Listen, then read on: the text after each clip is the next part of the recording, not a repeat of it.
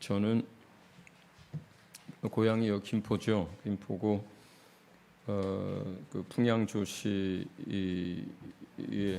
한 사람으로 태어났는데 저희가 작은 종갓집이고 이제 여자 형제분들은 여럿이지만 이제 아들이 저 하나여서 그 어렸을 때부터 집안에 이제 누가 돌아가시면 염하고 습하는 그 염습 과정을 이렇게 보게 하셨어요.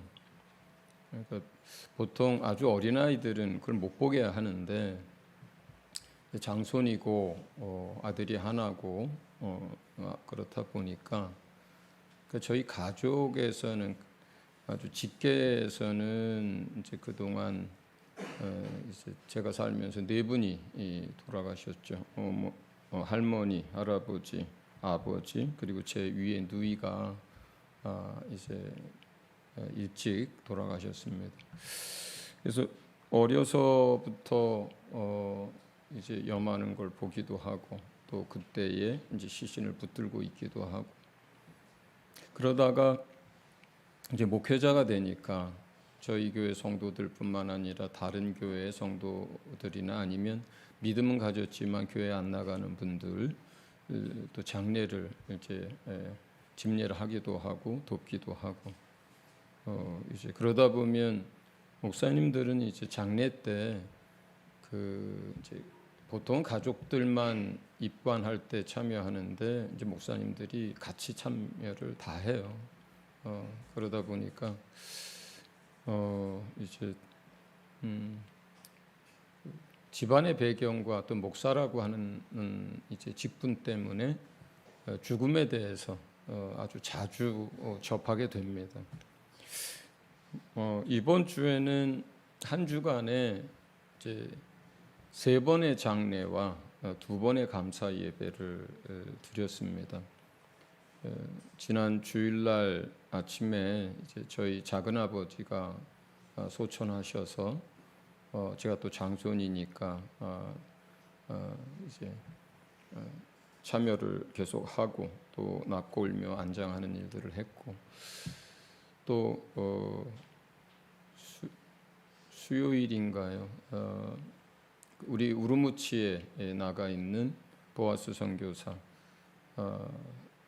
이제 아버님이 탈북한 후에 전라도 광주에서 사시고 계셨는데 제가 그분을 뵌 거는 아주 오래됐어요. 서진 선교를 시작하던 2007년에 뵙고 또 그 집에서 북한에서 나온 사람을 양육했고 보내드렸고 북한으로 다시 돌려보내드렸고 또 그분들이 한국으로 저 동남아를 거쳐 탈북하는 가정들을 도왔고 또 어쨌든 그렇게 각별한 인연 그리고 동역을 했던 분이어서 광주까지 내려가서 그분이 이제 출석하는 아프시기 전에 출석하는 교회가 있었었는데도 저희 교회가 이제 그 장례를 집례를 하게 됐었습니다. 그 발인날 그 보아스 아버님 발인날 또 아침 일찍 정신양 집사님께 연락이 왔어요. 이제 어머니가 소천하셨다고. 그래서 이제 어제 입관 예배를 드렸고 오늘 새벽에 발인 예배를 드렸고 그저께 광주에서 발인을 마치고 올라오면서 이제 임종 예배를 드렸어요. 저도 사역자로 목회자로 산 세월이 있는데 이렇게 한 주간에 이제 각별한 분들이죠. 저에게는 또 저희 교회에게는 각별한 분들이에요. 그분들이 한 주간에 다 소천을 하셔서 한 주간 내내 죽음에 대해서 삶에 대해서 생각을 하고 또 그 사이로 감사 예배가 2번이 있었어요. 저희 교회 이전은 1월 10일 날 여기를 했는데 저희가 해외 일정이 계속 많고 경황이 없어서 이전 예배를 뒤로 미루고 있었고, 그래서 그냥 시간이 지나서 이전 예배를 안 하려다가 이제 노회에 여러 이제 분들이 또 아쉬워했고, 또 그래서 이제 노회 분들 모셔서 평일날 원래 예배와 함께 이전 예배를 드렸습니다. 또 이제 어제는 또 우리 저를 몹시 사랑하시는 우리 차기자 권사님 팔순 감사 예배를 또 드렸습니다. 그래서 죽음을 생각하다가 감사를 생각하다, 죽음을 생각하다 감사를 생각하다가 이렇게 오늘 새벽까지 이렇게 일들이 있었습니다. 그 성도들은 사실은 기독교 장례라든가 또 이런 거 잘 모르죠. 또 일반 사람들도 그 죽음이 모두에게 찾아오지만 자주 찾아오는 일이 아니어서 죽음과 장례에 대해서 잘 모릅니다. 그 임종을 하면, 이제 숨을 거두면 이제 우리는 더 이상 그분의 목소리를 이 땅에선 들을 수가 없게 되죠. 입관을 한다는 것은 이 땅에서 그 얼굴을 마지막으로 보는 시간이에요. 그러니까 관에 이제 모시고 뚜껑을 닫고 나면 그 뚜껑은 다시 열질 않습니다. 옛날에는 못을 다 박질 않고 이게 옆으로 이렇게 빠지지 않게만 했다가 그 매장 전에 이렇게 관뚜껑을 조금 열어줄 때는 있는데, 그때도 사실은 배로 얼굴을 다 이제 동여맸기 때문에 사실은 그건 이제 특별한 경우에 그렇고, 보통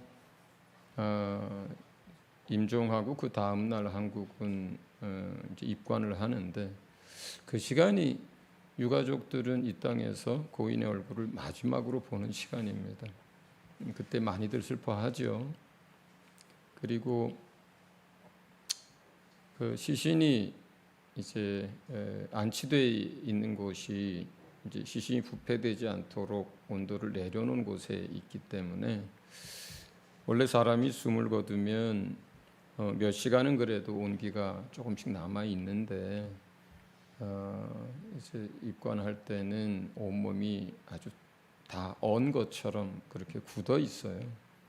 그래서 그때 유가족들이 이제 마지막 얼굴을 보면서 그 이제 고인의 몸을 이렇게 만져도 주고, 그 다음에 이제 이렇게 주물러도 주고, 그렇게 하면서 이별하는 시간입니다. 발인이라고 하는 것은 마지막 날 하죠. 그런데 발인은 원래 집을 떠난다는 뜻이에요. 다른 말로는 세상을 떠난다는 얘기인데, 예전엔 다 집에서 장례를 했잖아요. 요즘이야 뭐 다 집에서 장례하시는 분들이 없고 병원 장례식장에서 하니까 병원을 떠나는 거지만, 그러나 그 의미는 본인이 가족들과 함께 먹고 살던 그 삶의 자리, 자기 집을 떠나고 어디론가 가는 세상 사람들 입장에선, 그리고 집을 떠난다는 것은 단순히 집이 아니라 이 세상을 떠난다는 것을 의미하는 거예요. 그래서 발인 때 또 예전의 기억을 더듬어 보면 발인 때 가족들이 참 많이 울더라고요. 우리가 영화 같은 데 보면 이제 상여가 나가잖아요. 그때 이제 상여 곡소리를 해가면서 마을을 돌면서 예전에는 이제 그 시간에서 많이들 울었습니다. 그다음에 요즘은 대부분 다 화장을 하지만 예전에 매장을 했기 때문에 하관이란 얘기를 이제 쓰게 됐어요. 그래서 그거는 사람의 몸이 흙에서 와서 다시 흙으로 돌아가는 시간을 말합니다.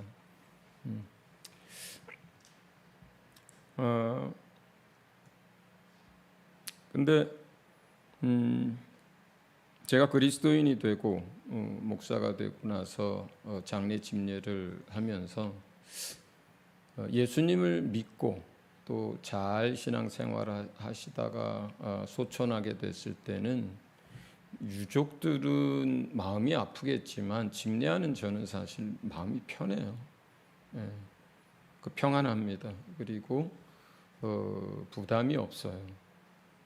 왜냐하면 유족들은 이별 때문에 마음이 아프지만 집례하는 저에게서는 이 세상을 마치고 천국으로 들어가는 그냥 과정이기 때문에 그러니까 마치 어젯밤에 잠들었다 오늘 아침에 눈을 떠보니 새날이 있는 것처럼 저와 여러분 그리스도인에게서의 죽음이라고 하는 것은 끝도 아니고 이어지는 거예요.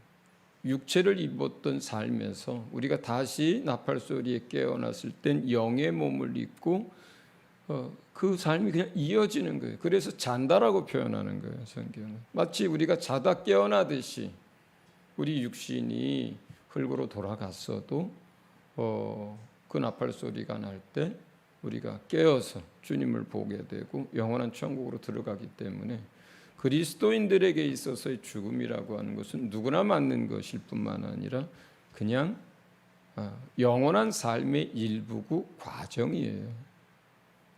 그것을 너무나 잘 알기 때문에 또 사역자의 축복이라는 게 많은 영적인 것들을 실상을 보고 또 하나님의 역사를 몸으로 경험하고 많은 성령의 은사와 나타나는 것들을 경험하면서 살잖아요.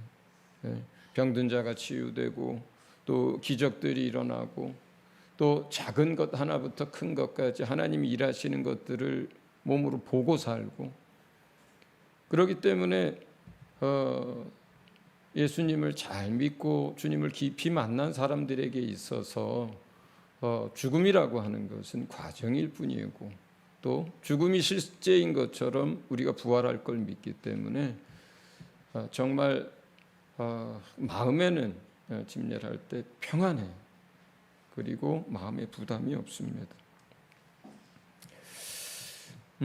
또 그 남겨진 가족들이 있다 하더라도 하나님이 그 남겨진 가족들을 책임져 줄 걸 우리가 알고 있습니다. 혹 부모가 일찍 사고로 세상을 뜨는 일이 있다 하더라도 사람들은 어린아이나 아직 이제 청년인 청소년인 자녀들이 남았을 때 아유 저것들 불쌍해서 어떡하나 저건 이제 어떻게 사나 이렇게 이야기들하고 같이 울어주지만 저희는 믿지요. 그 부모의 믿음의 유산을 아이들도 가지고 있을 뿐만 아니라 그 부모의 삶에 함께 하셨던 그 하나님이 그 아이들의 남은 삶도 책임져 줄 거라는 것을 우리는 너무나 분명하게 압니다. 그래서 참으로 하나님께 의탁하고 하나님께 맡겨드리게 됩니다. 이번 주 지난주 전남 광주 이제 그 송정역 바로 옆에 있는 장례식장에서 보아스 선교사 아버님 발인할 때 있었던 이야기입니다. 그 발인할 때는 이제 시신을 운구차에 이렇게 옮기게 되는데 그리고 옮기면 바로 이제 화장지로 이제 출발을 하잖아요. 근데 가족 중에 두 분이 볼일을 보러 가셨어요. 잠깐. 그래서 이제 잠깐 그 운구차에 이제 앞에서 기다리는 시간이 있었습니다. 그때 잠깐 기다리면서 그 염습을 하시는 분하고 이제 이야기를 하게 됐었어요. 보통 운구할 때도 그렇고 입번할 때도 그렇고 맨 앞에 목사님이 가시거든요. 그러면 이제 그 앞에 장례 지도사라든가 이제 염하시는 분들하고 제일 가까이 있죠. 그래서 바로 옆에 계시고 또 저희가 기독교 장례를 하고 있으니까 이제 그분이 이제 얘기를 하더라고요. 그분은 오랜 세월 동안 염을 하고 습을 하는 염습이라고 하는데, 염이라고 하는 것은 알코올이나 이런 걸 가지고 시신을 닦는 걸 말해요. 그 다음에 습이라고 하는 것은 마지막 옷을 입혀드리는, 수의를 입혀드리는 걸 말합니다. 한자어로 되어 있죠. 그래서 염을 한다 또는 염습을 한다 이제 이렇게 표현하는 겁니다. 근데 그분이 연배가 저랑 비슷하거나 뭐 해 보이더라고요. 그동안 2만 명 넘게 염습을 하셨대요. 그래서 계산 도대체 한 30년 일을 했으면 얼마나 도대체 많이 한 건가 하는 생각이 들더라고요. 2만 명 넘게 염습을 해드렸는데 그분이 이런 얘기를 하더라고요. 믿음을 가진 분들과 그렇지 않은 분들이 그 임종하고 난 직후의 얼굴이 참 많이 다릅니다. 이렇게 얘기를 해요. 다 그런 건 아닐 거예요. 그러나 대부분의 그리스도인들이 임종을 할 때 얼굴을 보면 굉장히 평안한 모습으로 숨을 거둡니다. 꼭 그게 믿음이 아주 좋아서만 그런 것도 아니에요. 몇 년 전에 도왔던 이제 한 분, 그분은 암투병을 하는 동안 내내 가서 돕고 기도하고 했는데 믿음이 아주 약했거든요. 그 도우면서 믿음을 조금씩 붙들어 줬던 분이에요. 근데 이제 돌아가시게 됐는데 소천하시기 3일 전인가부터 막 믿음의 말을 하는 거예요. 이분이 여자분인데 저보다 나이가 한참 더 어리고 그러더니 소천할 때 천사들이 보여요. 환한 빛이 보여요. 나를 데리러 왔어요. 그러니까 그분이 살아있는 동안에 막 믿음이 좋고 하나님 일을 많이 하고 천국에 대한 소망이 가득해서가 아니라 하나님의 사람이고 하나님의 자녀고 구원받은 백성이 임종하는 순간에 빛을 보게 되고 천사들이 이제 함께 그곳에 임하는 것들을 보면서 얼굴이 환해지는 거예요. 네. 얼굴이 환해지는 거예요. 그리고 그걸 목격하는 유가족들은 확신을 갖게 됐죠. 천국 같습니다. 그래서 감사합니다. 그러니까 임종의 순간에 믿음이 약해도 하나님이 도우시는 거예요. 그러니까 마지막 순간에 그 전까지 힘들어하다가도 마지막 순간에 얼굴이 펴지고 평안함 속에서 숨을 거두게 되는 거죠. 그러니까 이분이 하는 얘기가 그거인 거예요. 2만 명 넘게 자기가 염습을 했는데 교회 다니시고 믿음이 있는 분들 대부분들 임종하고 났을 때 얼굴이 평안합니다.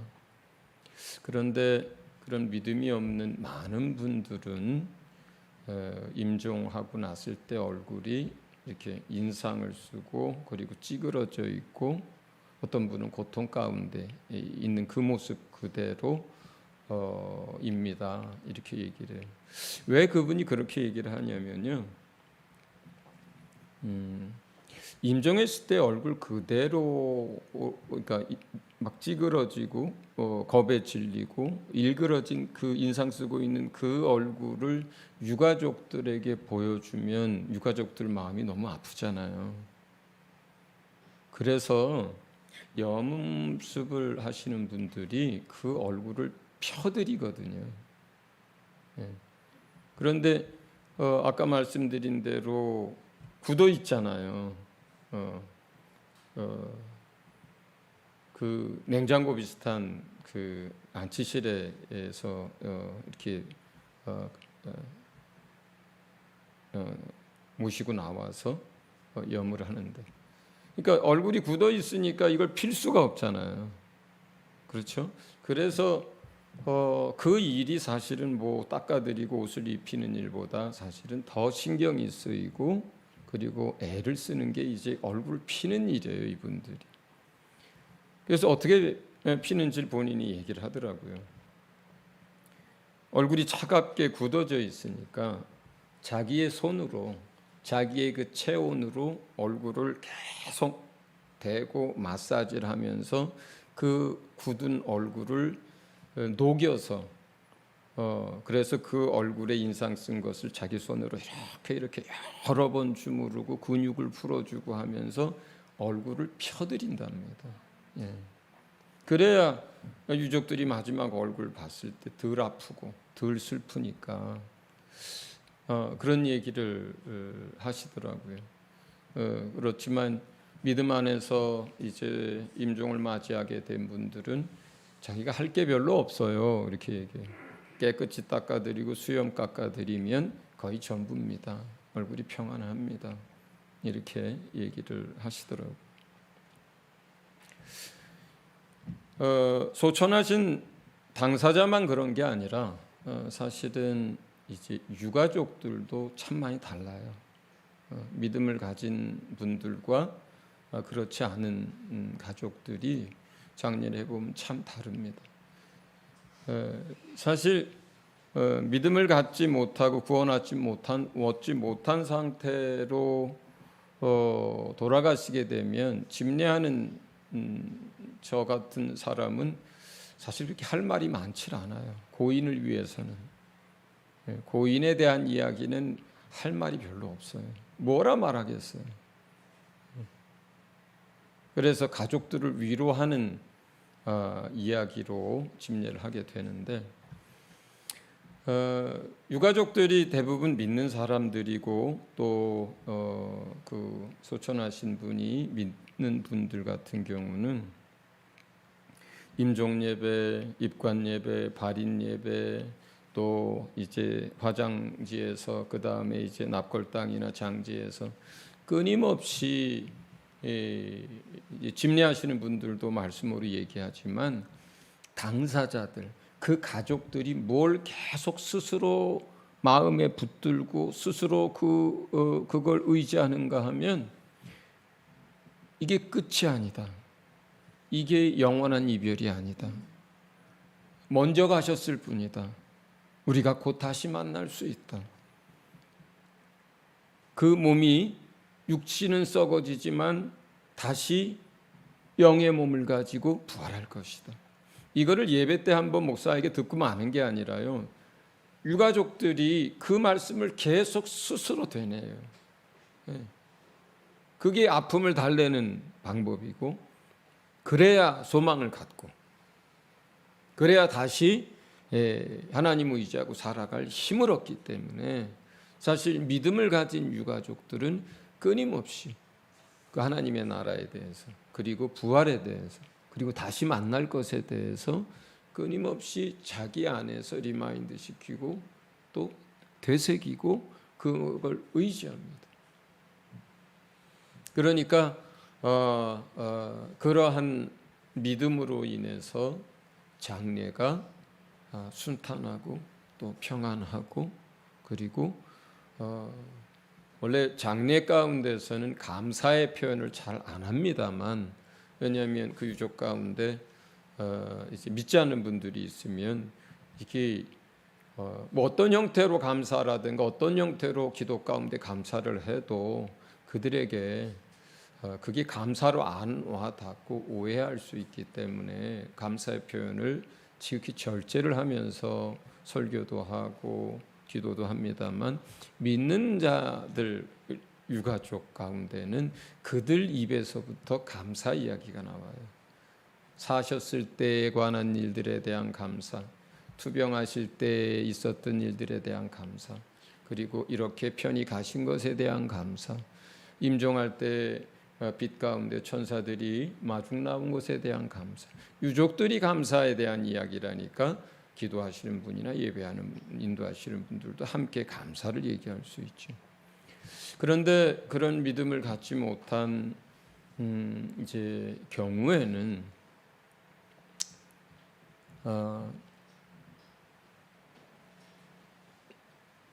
입관할 때 많이들 슬퍼하죠.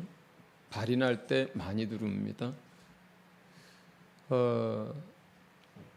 이제 화장지에 가서 화구에 시신을 넣을 때 그래도 요즘은 보니까 그 화구에 이 관이 들어가는 걸 안 보여주더라고요.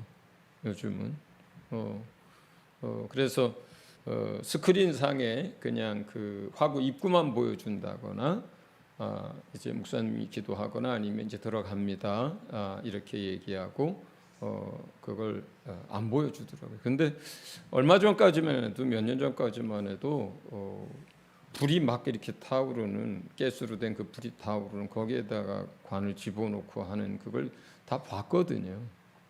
그러면 그때 막 실신하고 막 그래요. 왜냐하면 그 발인하고 할 때 그들이 그렇게 슬피 울고 입관할 때 그렇게 슬피 우는 것은 영원한 이별이라고 생각하기 때문에, 영원히 못 본다고 생각하기 때문에 그렇게 우는 거고요. 화구에 시신이 들어갈 때 실신까지 하고 막 통곡들을 하는 이유는 우리는 알지요.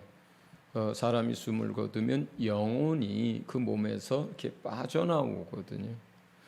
바로 천국으로 들어가지는 않고 뭐 얼마 있다가 들어가더라도 자기를 볼 수 있고 또 그래요. 임종하고 났을 때. 그런데 이제 그런 영적인 실상과 진리를 잘 모르시는 분들에게는 그냥 아버지예요.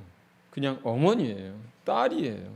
우리에게는 사실은 진흙과 같은 거거든요. 이미 영혼이 몸에서 빠져나왔어요. 잠깐은 그냥 가루예요. 그리고 흙에 묻으면 그냥 흙으로 돌아가고, 실제로 화학 분석을 해도 흙하고 똑같습니다. 사람의 몸이 실제로.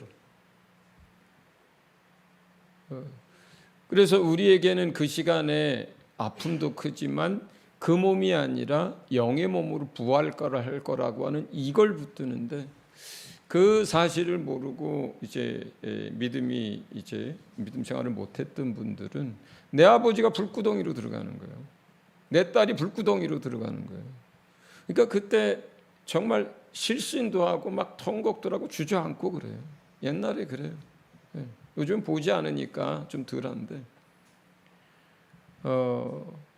왜냐하면 발인을 할 때는 도대체 그 다음에 집은 나가는데, 병원은 나가는데 어디로 가는지 모르는 거예요. 입관을 할 때는 이제 영원히 볼 수 없다라고 생각을 하는 거예요. 화구에 시신이 들어갈 때는 그냥 그 몸이 탄다라고, 고통받는다고 생각을 하는 거예요. 그러니 고통과 눈물과 통곡 속에서 보인을 보냅니다. 우리가 예수님을 믿고 그리고 이러한 영적 진리들을 알고 그 믿음 안에서 살아가고 죽음을 맞이하고 한다는 것이 얼마나 감사한 일인지 지난 한 주간 내내 생각하고 또 기억하는 시간이 되었습니다. 여러분 이야기입니다. 여러분 이야기입니다. 보아스 선교사가 입관 전에 그 아버지 몸을 주무르면서 이런 얘기 하더라고요. 제일 많이 울더라고요. 왜냐하면 떨어져 있었으니까. 북한에서 같이 탈북했고 같이 흑령광성에서 같이 예수님 영접했고 아버지와 아들이 같이 세례받았고 같이 사역자가 됐고, 그 이후로 아버지는 한국에 들어왔고 아들은 저 중국 서쪽 맨 끝 땅에서 이제 선교사로의 삶을 사는데 두 사람의 그 정이 각별해요. 뭐 아버지를 제일 많이 닮았고 그 아버지를 이렇게 막 그 만지고 주물러 드리면서 먼저 가시라고. 저도 곧 따라가서 뵙겠습니다. 이렇게 계속 그 얘기를 하더라고요. 여러분 이야기, 여러분의 가족 이야기입니다. 여러분의 가족 가운데 이제 죽음을 피할 수 있는 사람이 없죠. 또 우리 안에도 이제 80이 넘으신 노인들이 계십니다. 저희 어머니도 벌써 요양원에 또 계신 지 오래됐고 중풍으로 쓰러지신 지가 그래서 몸을 못 쓰고 지금까지 27년째 고통 가운데 계십니다. 그냥 건드리면 부러져요. 죽음이라고 하는 것은 우리 모두의 이야기입니다. 젊으면 건강하니까 언제까지나 살 것처럼 착각하고 살지만 죽음이라고 하는 것은 어느 날 갑자기 우리에게 다가오고 또 조금 늦게 다가온다 하더라도 어김없이 다가오고 우리 모두의 이야기입니다. 오늘 본문을 같이 한번 좀 읽어보도록 하겠습니다. 본문 전도서 7장의 말씀을 같이 읽습니다. 시작. 좋은 이름이 좋은 기름보다 낫고 죽는 날이 출생하는 날보다 나으며 초상집에 가는 것이 잔치집에 가는 것보다 나으니 모든 사람의 끝이 이와 같이 됨이라. 산자는 이것을 그의 마음에 둘지어다.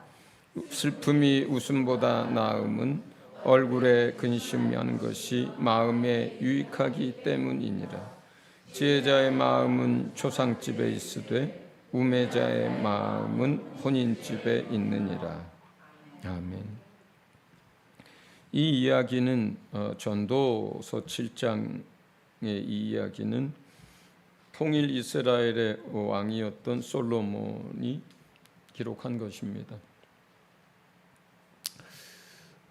다윗의 전쟁과 그 믿음과 그 승리로 인해서 그 당시 열방 가운데 가장 강력한 나라가 됐습니다. 지금으로 말하면 거의 제국 수준의 강력한 국가가 됐고 솔로몬이 왕이 되면서 솔로몬은 하나님의 지혜를 얻어서 지혜가 충만한 사람이었고 그 시대에 인간이 가질 수 있는 모든 걸 가졌던 사람이에요. 그리고 인간이 누릴 수 있는 모든 걸 누렸던 사람이에요. 그렇게 모든 걸 힘이며 또 재물이며 사람이며 또 모든 세상의 것들을 다 갖고 누려본 이 솔로몬 왕이 나이가 들어서 어느 정도 나이가 들어서 이 글을 쓸 때 전도서를 맨 처음 시작할 때 이렇게 얘기합니다. 모든 것이 헛되고 모든 것이 헛되다. 인생이 그렇다는 거죠. 그런데 왜 이렇게 모든 걸 다 가져보고 모든 걸 다 누려본 솔로몬이 헛되다는 말, 모든 게 참 헛되다는 말을 하게 된 거냐면 모든 게 다 지나가고요.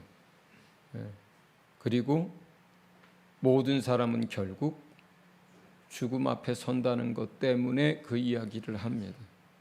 내가 이 땅에서 얼마나 큰 명성을 얻은들 한 세대가 지나면 누구도 기억하지 않을 것이고 내가 이 땅에서 수천억의 재산이 가졌다 해도 내가 누릴 수 있는 것은 옷을 무슨 수십 벌씩 껴입고 살아요. 차를 동시에 여러 개를 한꺼번에 하고 삽니까? 하루에 10끼쯤 먹고 사나요? 네.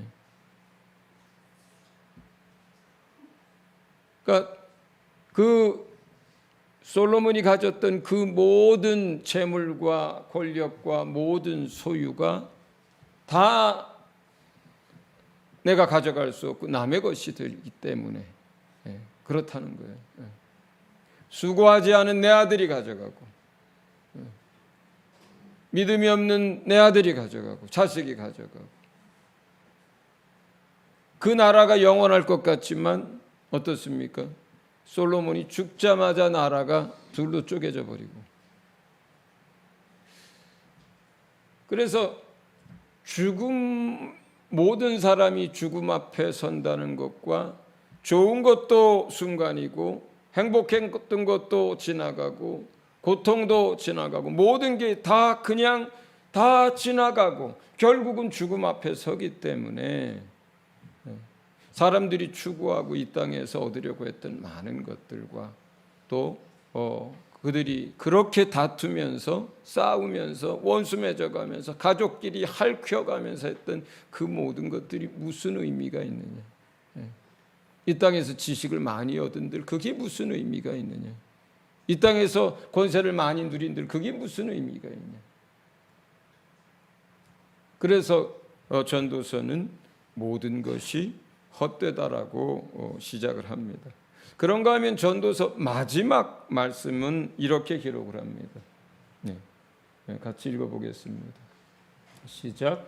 일의 결국을 다 들었으니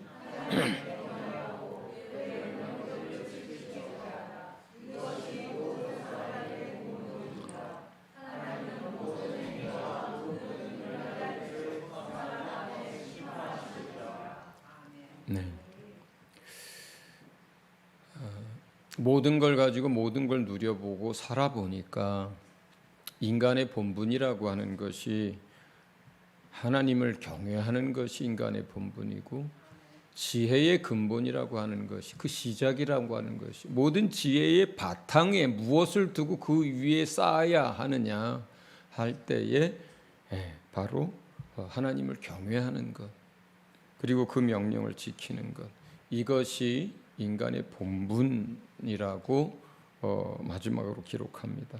그러면서 끝절이 이 이야기예요.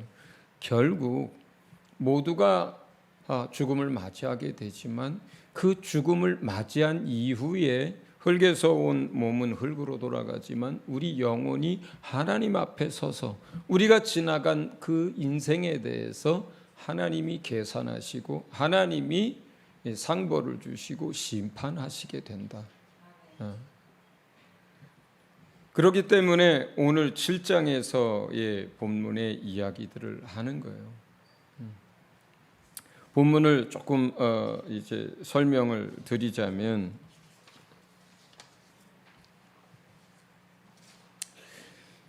좋은 이름이 그러니까 평판이 좋은 기름보다 낫고 죽는 날이 출생하는 날보다 낫다. 이 말은 죽는 날이 출생하는 날보다 낫다. 이 말은 우리의 인생 자체가 기쁘고 행복했던 시간과 순간보다는 그런 일보다는 수고가 더 많고 힘든 일이 더 많고 슬픔이 더 많다고 하는 거예요. 인생 자체가. 그래서 우리가 죽는 날이 되면 그 슬픔도 그 고통도 또 그 괴로움들도 그 수고도 다 끝나기 때문에 그 죽는 날이 더 나은 거다. 결국 인생이 우리가 죄성을 가지고 살아가는 그 인생이 힘들고 수고스럽고 어렵다는 이야기를 하는 거고요. 초상집에 가는 게 잔치집에 가는 것보다 낫다라고 하는 것은 초상집에 가면 적어도 그냥 생각이 없이 사는 사람이 아니라면 죽음에 대해서 한번 생각해 보게 됩니다. 고인에 대해서든 나의 죽음에 대해서든. 그러나 잔치집에 가면은 뭐래요? 먹고 마시고 즐거운 걸 생각하고 거기서 우리 인간의 인생의 가장 중요한 것들에 대해서 깊이 새겨보는 그런 사람은 없을 거예요. 잔치집에 앉아가지고 막 인상 쓰면서 인생이란 무엇인가, 또 뭐 사람의 죽음이란 어떤 것인가, 뭐 이런 거 고민해요. 야, 이 음식 참 맛있다부터 해서 뭐 그런 얘기하면서 먹고 마시고 오랜만에 가족들 만나면 먹고 떠들고 그렇게 하잖아요. 그러나 초상집에 가면 그 죽으신 돌아가신 분의 인생에 대해서도 이야기하고요. 그리고 자신의 삶에 대해서도 돌아보고 그리고 죽음을 기억합니다. 그렇기 때문에 이제 조상집에 가는 것이 더 나은 것이라고 하고요. 그리고 슬픔이 웃음보다 낫다라고 합니다. 우리가 이 젊어서부터 성공하고 빨리 모든 것들을 성취한 사람들의 그 남은 인생이 그렇게 행복하거나 그렇게 그 성공이 유지되는 경우는 많지 않습니다.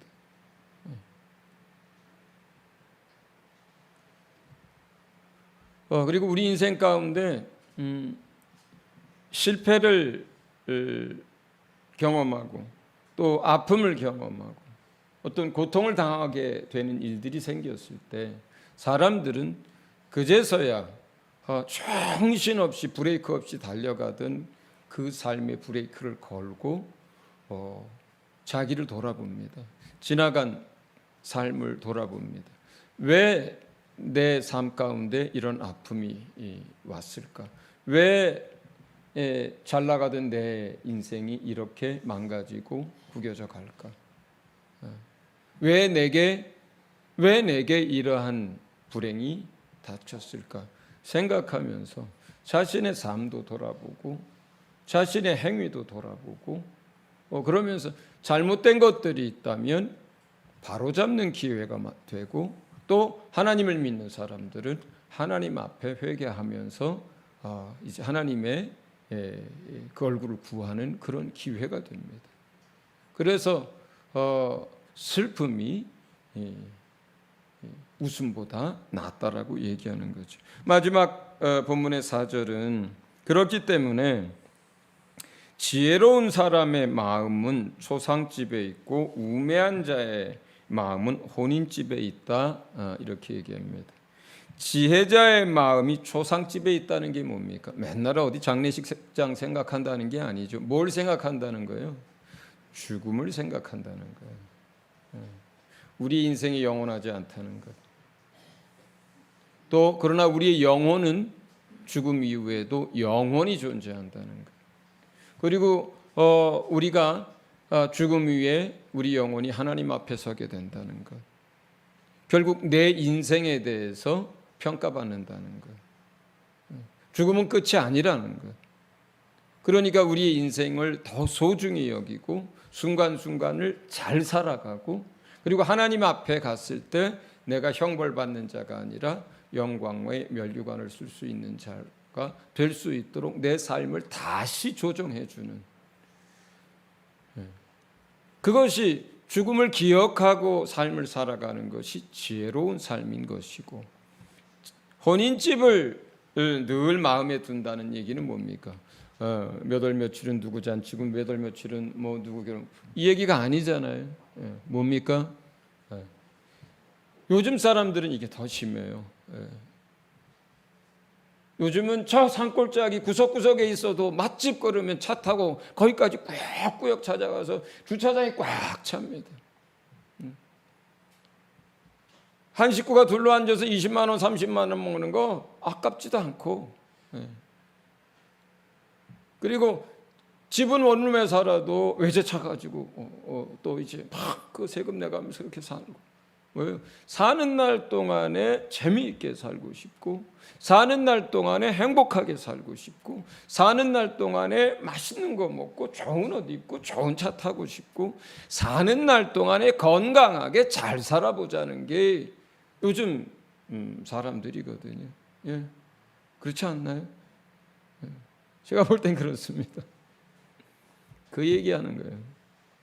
그 이야기하는 거예요. 마음이 늘 혼인집에 있다는 이야기는 이 땅에 사는 날 동안 어떻게 하면 좀 더 흥분되고, 어떻게 하면 좀 더 자극되고, 어떻게 하면 좀 더 재미있고, 어떻게 하면 좀 더 즐겁게 인생을 살아볼까. 이게 꼭 어떤 육체의 쾌락을 쫓아가는 사람이라든가 아니면 막 정욕을 쫓아서 어떤 걸 막 그렇게 하는, 그걸 말하는 게 아니라요.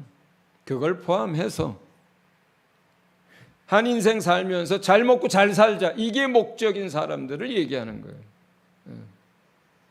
죽음에 대해서 기억하지 않습니다. 하나님 앞에 서게 됐을 때에 우리 인생에 평가받는 그 평가에 대해서 기억하지 않습니다. 내가 한 말 하나도 땅에 떨어지지 않고 하나님이 전부 그 말에 대해서 물으신다라고 하는 것에 대해서 우리가 기억하지 않습니다. 지극히 작은 소자 하나에게 작은 냉수 한 그릇 건네준 이것까지도 하나님이 기억한다라고 하는 것에 대해서 사람들 믿지 않는 거예요. 마음이 혼인집에 가 있으면 인생이 전부라고 생각합니다. 죽으면 끝이라고 생각합니다. 주님은 그것을 어리석다라고 하는 거예요. 우리 안에 영혼이 있어서 육체가 흙에서 와서 흙으로 돌아가는 걸 다 알 뿐만 아니라 영혼이 있어서 그 영원한 시간에 대해서 누구나 사모하고 있으면서 정작 그 영원한 시간에 대해서는 바램은 있지만 생각과 마음 속에 두지 않고 이 땅의 인생만 마음에 가득 두고 재밌고 즐겁고 하고 싶은 거 다 하면서 사는 그 인생을 꿈꾸며 그렇게 살아가는 것을 하나님은 우둔한 것이고 어리석은 것이다, 이렇게 얘기를 하는 것입니다. 이 시간 같이 기도하겠습니다. 여러분, 하나님께 우리에게 지혜를 주시고 우리 인생이 영원한 하나님의 나라에서의 삶을 준비하는 인생인 것을 하나님 앞에 고백하면서 우리 인생 더 소중하게 여길 수 있도록, 우리 인생의 한순간 한순간 더 말씀 따라서 잘 살아낼 수 있도록,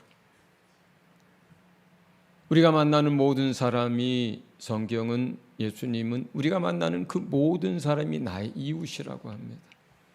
우리가 만나는 모든 그 사람들과의 관계를 위해서 이 시간 우리가 어떻게 그들을 대할지 하나님 도와달라고 우리 이 시간 주신 말씀 가지고 같이 하나님 앞에 기도하겠습니다.